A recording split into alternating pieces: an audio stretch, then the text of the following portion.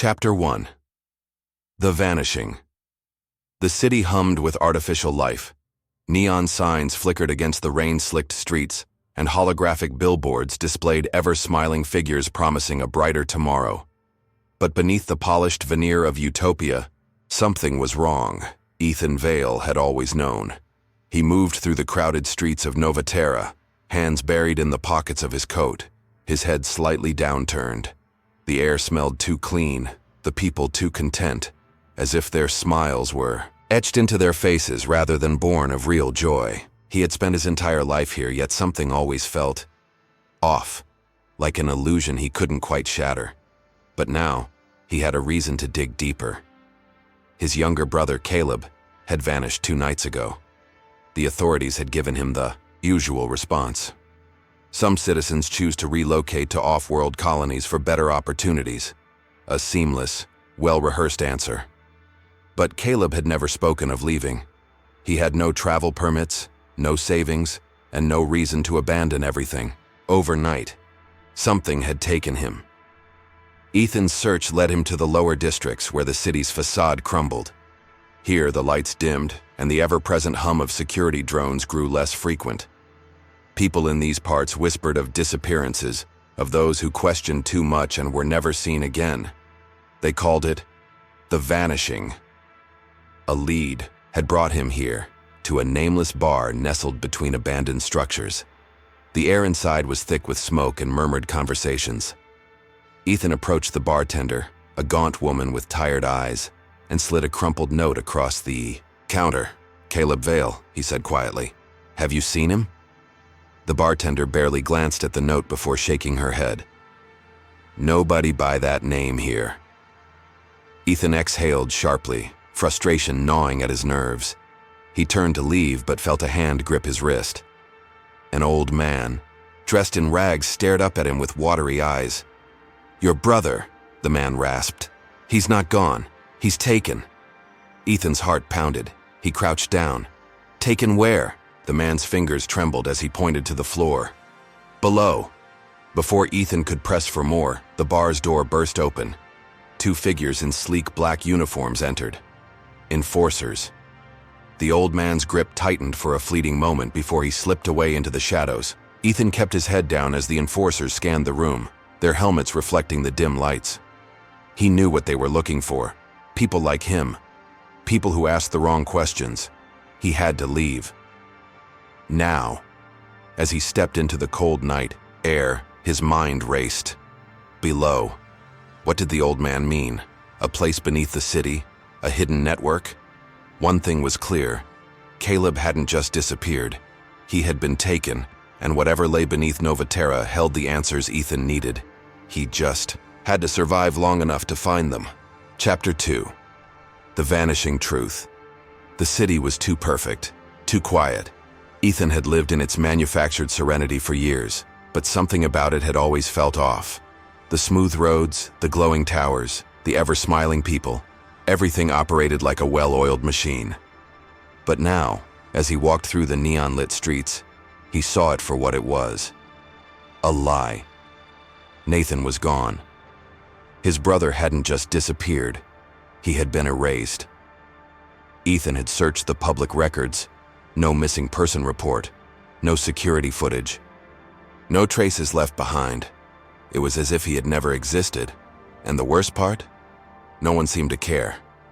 When he asked about Nathan, people's responses were disturbingly detached. "Oh, yeah, I think I knew him. He was quiet, right?" Kept to himself.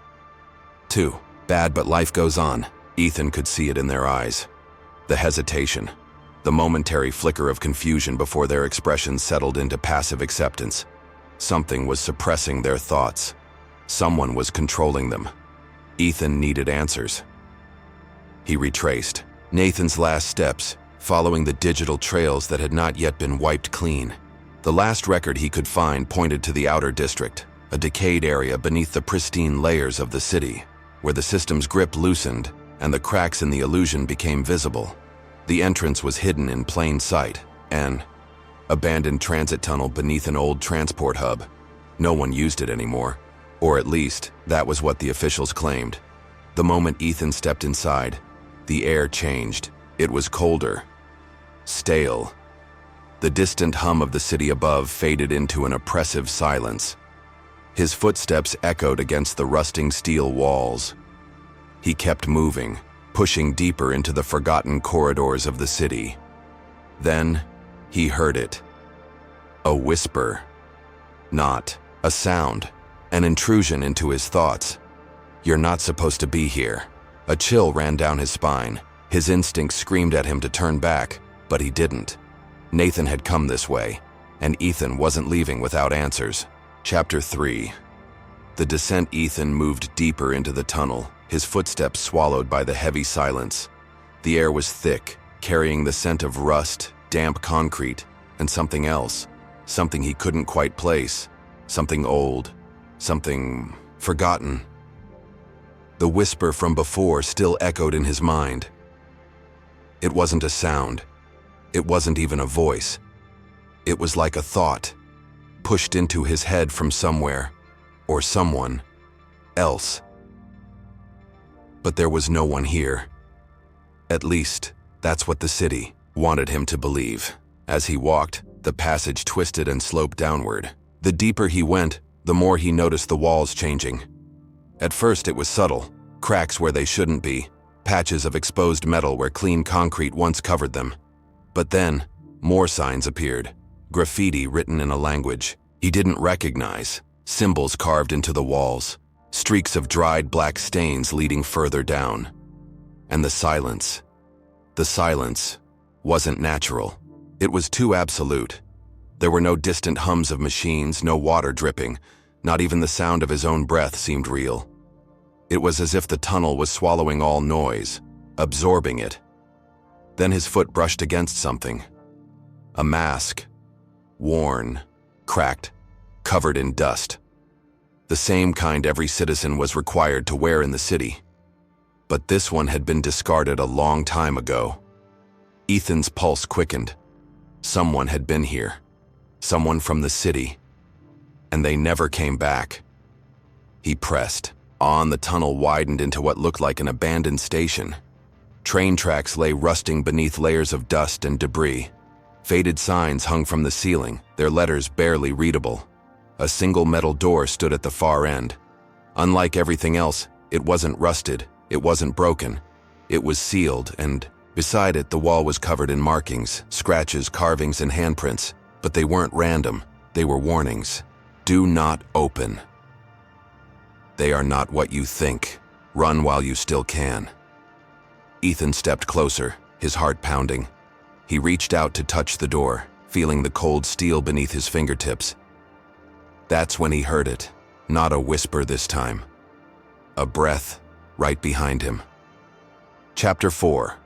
The Forgotten. The breath against his neck was warm. Too human to be a machine, but too unnatural to be real. Ethan spun around, his heart hammering. Nothing. The tunnel behind him stretched into darkness, still and empty.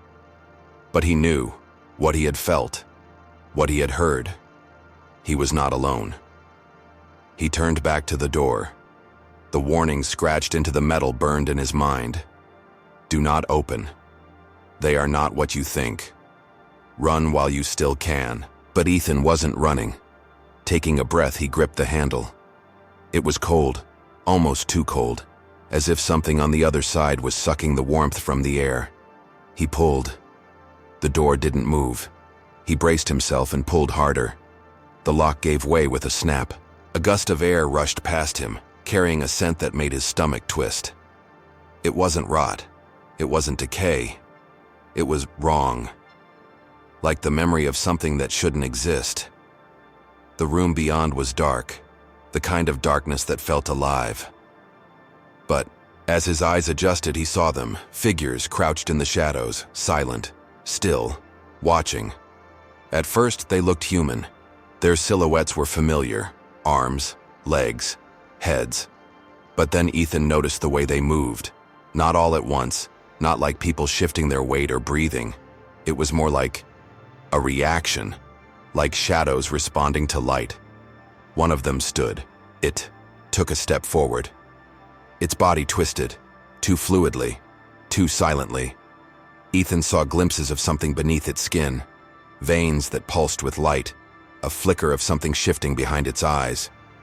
Not human. Not anymore. And then, it spoke. Not in words, not in sound, directly into his mind. Why did you come here? Chapter 5. The truth. Beneath Ethan's breath caught in his throat, the thing in front of him, the thing that used to be human, was speaking inside his mind. Why did you come here? The voice wasn't a whisper. It wasn't even sound. It was an invasion. A thought forced into his brain, cold and foreign. Ethan took a step back, his instincts screaming at him to run. But the figure stepped forward, then another, and another. More of them were emerging from the darkness, bodies shifting, twisting, half solid, half fluid, as if they couldn't decide what shape to take. Their eyes glowed faintly, not with light, but with something deeper, a remnant of who they once were, not human, not anymore. Ethan's mind was racing. If they had been people once, what had changed them? And why was the city pretending they didn't exist? His heart pounded as he spoke, voice hoarse. Who are you? The first figure tilted its head, too slowly, too precisely. We were like you. Ethan swallowed hard. What happened? The voices flooded his mind at once, not words but images, memories that weren't his. A city, bright and clean, a hidden project, a promise of enhancement, an experiment, a lie. Then, something wrong, something spreading, and then exile. They weren't forgotten. They were erased. Ethan staggered, gripping the wall. The city hadn't lost them. It had discarded them. The government had experimented on its own people, pushing technology beyond its limits. Something had gone wrong. A biological reaction. A mutation. Instead of curing diseases, extending life, or making humans stronger, it had broken them. Not dead, not alive, something else. And now Ethan was standing in front of the proof. You should not have come. Ethan barely had time to react before the figures moved, too fast, too smooth, like living shadows. And for the first time he realized, they weren't speaking to him. They were warning him because something else was down here, and it had just woken up. Chapter 6. What lies below? The darkness shifted. Ethan barely had time to react before the figures in front of him moved. No, retreated. Not in fear, but in acknowledgement. Something else had arrived, and it was watching him. A low, resonant sound filled the air. Not a growl, not a voice, a presence. Ethan turned, every muscle in his body tense. The air itself felt heavier. Then he saw it, or rather he saw the space where it should be. A distortion in the air, an outline that refused to be fully seen. It was massive, too large for this tunnel, yet somehow fitting within it. The shadows, bent around it. The figures that had once been human bowed their heads. We were made into this, the thought entered Ethan's mind. But it was born this way. Ethan's pulse pounded in his ears. Born this way? The experiments, the genetic changes, the mutations. They hadn't just created something new. They had awakened something that was already here. The distortion pulsed. Ethan felt it in his bones. A deep, unrelenting pressure, like standing too close to an enormous force. His mind rebelled against it. This wasn't just another experiment gone wrong. It was something older. Something the city had buried beneath its perfect streets, hoping it would be forgotten. It hadn't been forgotten. It had been waiting. We are its children now, the voices whispered. And now, so are you. Ethan took a step back. The thing moved.